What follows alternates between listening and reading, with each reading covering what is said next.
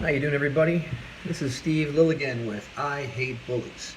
And I thought it'd be a good time for a martial arts history lesson because a lot of the people nowadays really are unaware of the evolution of the martial arts that has actually happened in my lifetime. I was born in 1969. When I was born, Bruce Lee was still alive. Not that I even knew who he was, which is, wow. But I remember on the cover of the martial art magazines, karate versus judo, which is better? Oh, it's ninjutsu, all the latest fad martial art styles. And they really asked the question, karate or judo, which is better, because they didn't really know the answer. That's the honest truth. People didn't know. Styles weren't pitted against each other often enough. So everybody kind of did their little niche things and they competed in their own martial art styles, but there wasn't that inter-style competition. Very rarely happened. Luckily, one day the UFC happened.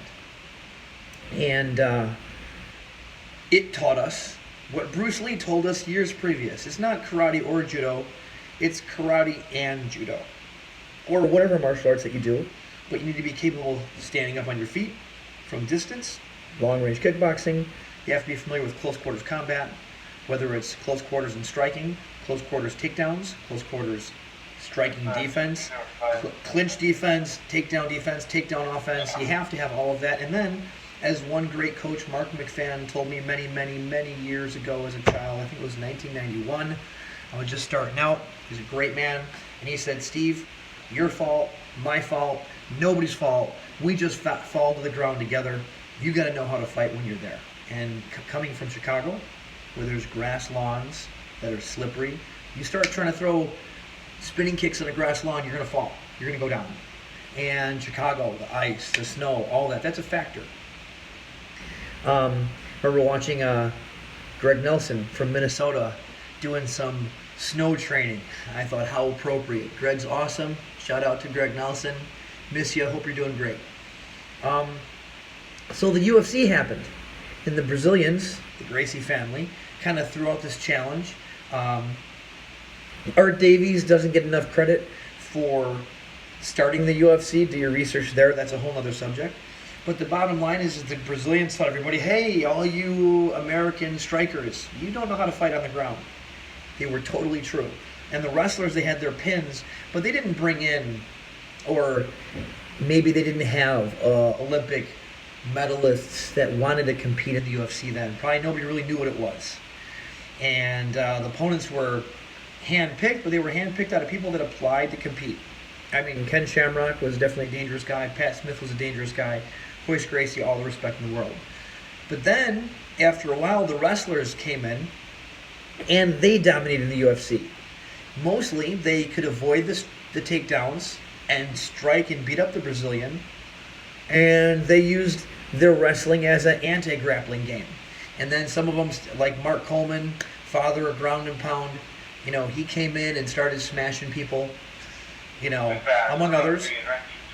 Nevertheless, the wrestlers had their day. And right around this time period, it was the mid-90s, 95, 96 or so, 94. And I remember Dan Inosanto telling all of us that the strikers will have their day. First it was the jiu-jitsu guys. Now it's the wrestlers, and soon will be the strikers. Maybe it was 97 or 98, I don't remember. But it was in the 90s. And before you know it, Chuck Liddell came out. Bam! And the strikers had their moment. Nowadays, it's even called mixed martial arts. From the earliest days, where it was style versus style, now everybody has striking, everybody has grappling, everybody has some good wrestling. Basically, if you make it to that level of fighting in the UFC, you have all of those things. Where you specialize in what your favorites are, that's up to you. That's your expression of the art, how you express it. Now, the problem with Brazilian Jiu-Jitsu today, and this is where all this comes in, is in the early days, the Brazilian Jiu-Jitsu families, like Team Alliance versus Gracie Humaita, Gracie Barra, the Carlson Gracie team, whatever, they were all fighting against each other. So I would call it inter-martial art fighting. But the thing was, is they were always training to fight. The downfall of modern Brazilian Jiu-Jitsu is the fact that they stopped fighting each other and they started competing in tournaments. And that became the new way to decide who was a champion, who was the best. In Rickson Gracie's day, you had to fight Rickson Gracie. And if you couldn't beat him up, that includes striking, knees, kicks, whatever, he was still the man. Now, unfortunately, if striking is not in the rules, well, then you don't train with strikes because we're trying to win this tournament. And slowly, the same thing that the original higher ranking Brazilians said was, oh my God, the IBJJF, okay? It's going to be just like judo. They're going to lose efficiency. And they were 100% right. Because now you can hear stories of purple belt in jiu-jitsu, gets in a street fight, gets on his back and gets pounded. Man, in 92, 93, if you were a purple belt, you smoked everybody. Because people didn't have that high-level grappling skills.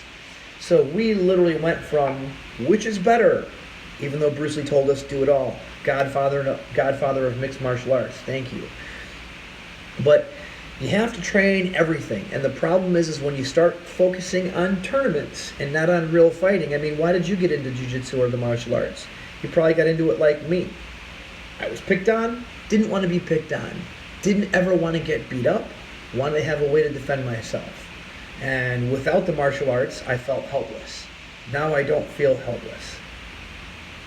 Nowhere in there was competing in a jiu-jitsu tournament. That was never my goal. So, what are your goals? Why did you start doing the martial arts?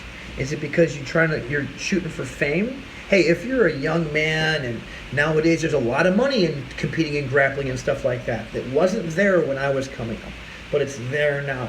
I get it more. But the bottom line is we don't want to get our butts kicked. So why did you start doing the martial arts?